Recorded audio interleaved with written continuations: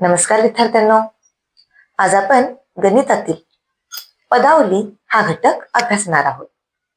आपण दररोज वेगवेगळी गणितं सोडवतो, पण पदावली म्हणजे काय? तर पदावली म्हणजे अशी गणितं ज्या गणितामध्ये बेरीज, वजाबाकी, गुणाकार, भागाकार यासारख्या अनेक क्रिया एकत्र येतात. म्हणजे बेरीज, वजाबाकी, गुणाकार, भागाकार यावेळेला काही वेळेला बेरीज वजाबाकी येते, काही वेळेला गुणाकार भागाकार येतो, काही वेळेला 3 क्रिया एकत्र येतात, तर काही वेळेला या चारही क्रिया एका गणितात येतात. मग ही गणितं सोडवायची कशी? पहिल्यांदा गुणाकार करायचा की भागाकार करायचा, बेरीज करायची की वजाबाकी, असे प्रश्न आपल्या डोक्यात निर्माण होतात. आणि त्यामुळेच आज आपण पदावली कशी सोडवायची हा घटक सविस्तरपणे अभ्यासणार आहोत. तर पदावली सोडवण्याचं एक छोटंसं सूत्र आहे. कंचे भागू बेव म्हणजे काय? कंचे म्हणजे कंसातील क्रिया पहिल्यांदा करायची, पहिल्यांदा कंस सोडवून घ्यायचा. भागाकार, गुणाकार क्रमाने म्हणजे त्या गणितात आपण डावीकडून उजवीकडे जाताना जी क्रिया पहिल्यांदा येते, गुणाकार आला तर पहिल्यांदा गुणाकार करायचा, भागाकार असेल तर पहिल्यांदा भागाकार करायचा. म्हणजे भागाकार गुणाकार येणाऱ्या क्रमाने आणि त्यानंतर बेरीज वजाबाकी, म्हणजे बेरीज पहिल्यांदा आली तर बेरीज करायची, वजाबाकी आली तर वजाबाकी करायची. त्यामुळे हे सूत्र सगळ्यांनी लक्षात ठेवायचं. कोणतं? कंचे भागू बेव, कंस सोडवून घेणे, भागाकार गुणाकार येणाऱ्या क्रमाने आणि नंतर बेरीज आणि वजाबाकी. आता मी इथे एक उदाहरण घेतलेलं आहे, पहा. कंसात 15 अधिक 9 कंस पूर्ण गुणिले 3 भागिले कंसात 8 वजा 6 कंस पूर्ण बरोबर किती? आता हे गणित आपण या नियमानुसार सोडवूया. तर बघा, प्रथम कोणती क्रिया सांगितले? कंस सोडवणे.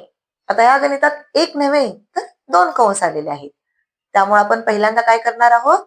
कंस सोडवून घेणार आहोत. आता इथे बघा काय सांगितलंय? 15 अधिक 9. 15 अधिक 9 किती आले? 15 आणि 5 20 आणि 4 24.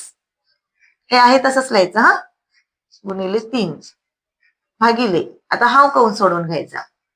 8 वजा 6, 8तून 6 गेले, राहिले किती? 2. म्हणजे आपल्याला ही पुढची पायरी मिळाली. 24 गुणिले 3 भागिले 2. आता कंस सोडवून झाला. पुढे भागाकार गुणाकार येणाऱ्या क्रमाने सोडवणे.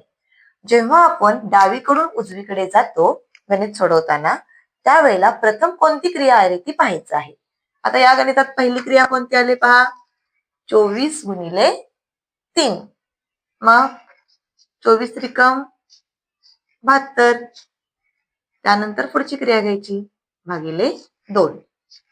बघा हा, गुणाकार भागाकार पैकी मी तर कोणती क्रिया केलेली आहे? गुणाकार पहिल्यांदा केलेली आहे, कारण की क्रमानुसार पहिल्यांदा गुणाकार आलेला आहे. 24 गुणिले 3 72 भागिले 2. आता बघा 72 भागिले 2 करा. 2 त्रिक 6, 1 उरला 2 सख 12. म्हणजे या पदावलीचं उत्तर किती मिळालं आपल्याला? 36.